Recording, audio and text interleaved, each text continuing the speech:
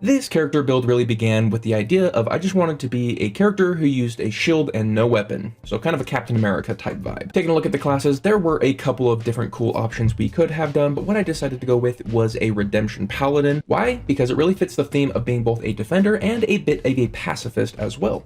Very Captain America-y. Alright, so let's get into the build. I decided to go Minotaur. Why? Because we get a d6 with our unarmored strikes, which I'm just going to reflavor to be punches and shield hits, and I know it's our horns, but I'm just going to flavor it that we're doing other things with it. 2, it allows us to push our enemies off our allies, so it kind of goes into that defender vibe that we can hit and knock people away from our allies so they can retreat without receiving opportunity attacks. It also allows us to get an attack in when we dash, and since we are going to be pretty much strictly melee, that can be useful when we need to close a gap. We still can do some damage at the same time. As far as stats, I'm going into 16 strength, 16 constitution, and 16 charisma, and then dumping the rest. At level 1, we go Redemption Paladin. We're going to get Divine Sense, which is situationally dope as hell, but very often will just be forgotten. Another feature we get at this level is Lay on Hands, which I think is a completely underrated feature. It's actually insanely good and super versatile. You can remove disease or poison. You can do a very big burst heal if you need to get someone back into fighting condition quick, or you can do these little 1 HP heals to pick people up off the ground and just kind of be a little bit of a battle medic, dispersing your resources. It's such a versatile support feature. At level 2, I'm picking up the Protection fighting style. This is a fighting style I usually look over, but I really wanted to do it in this build just because it was so in theme, and it's honestly not a bad style. If we have an ally within 5 feet of us who's being attacked, we can use our reaction to impose disadvantage on that attack. Early in the game, this is fantastic when our enemies are likely only going to have 1 attack, but it does fall off a bit in the future, but will never be useless. As a paladin, we also get auras that are incentivizing our allies to be within 10 feet of us anyways, and so they have multiple reasons to be close to us now. We can shield them as well as give them auras. I imagine this character is mostly a pacifist who's focused on defense and non-lethally subduing his enemies. It is worth noting that we technically can't use smites with this build because smites don't work with unarmed strikes. However, that's lame. Rule of Cool says you can absolutely smite someone with your fist, and so I'm going to go forward with it in this video as if you can, because every reasonable DM is going to allow you to, and if they don't,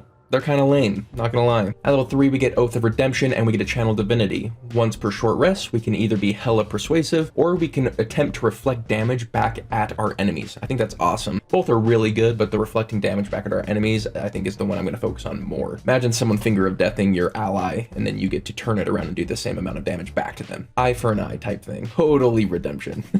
All right, so we get an ASI at level 4, and this is kind of a toss-up really. I'm gonna go Strength just to increase our combat effectiveness, but there's a real argument for charisma or constitution here, which we'll get into those 2 reasons in a little bit. At level 5, we get extra attack. Fantastic. A standout spell here is Find Steed, because that will always give us a target for our protection fighting style. We're always going to have our steed within 5 feet of us. And not only that, by being on a steed, we kind of increase our size to large, and so it increases the area we can use our protection fighting style. So it synergizes both ways. At level 6, we get Aura of Protection, which we all know is incredible, and it is the argument for why we possibly wanted to go charisma at level 4. And like I said before, we already want to be near our allies, and this just gives us another reason to be near our allies. At level 7, we pick up another aura. This is Aura of the Guardian. Incredibly thematic. We take the damage for our allies, and it's the argument for why we may have wanted to go Constitution at level 4. This does have anti-synergy with the protection fighting style because we only have 1 reaction. Sometimes we're going to want to impose disadvantage. Sometimes we're just going to want to take the hit. Taking the hit is especially good if your ally is concentrating on a spell and you just don't want them to have to make a concentration save. This really stands out in that situation. At level 8, we're going to pick up a Charisma ASI just to make our Aura of Protection that much better. There's still the arguments for the other 2, but I think Charisma does stand out a bit here. There is also an argument for switching out our fighting style here because of the anti-synergy between the Aura of the Guardian and our protection fighting style. You might want to pick up the defense fighting style. But for me, I'm just going to keep it just because I really like the theme of me putting the shield in between an ally and an enemy. I just think that's what this character is about. At level 9, we get our 3rd level spells, and the Redemption Paladin actually gets Hypnotic Pattern here, which is going to be incredible even at 9th level. Moving forward, we're just going to keep going Redemption Paladin. So overall, what I'm going for here is mostly Protector. I want to be this big bull in golden armor who's knocking enemies away from the allies and putting the shield up between my allies and the enemies. But also, you know, if push comes to shove, I can start throwing smite fists. I've always been a big fan of tanks, and this just really fits that like a glove. But what I want to hear from you guys is, what would you do for a kind of a Captain America build, a shield and fist build? Let me know in the comments down below. But other than that, I hope you have yourselves a lovely day, and I'll catch you on the next one.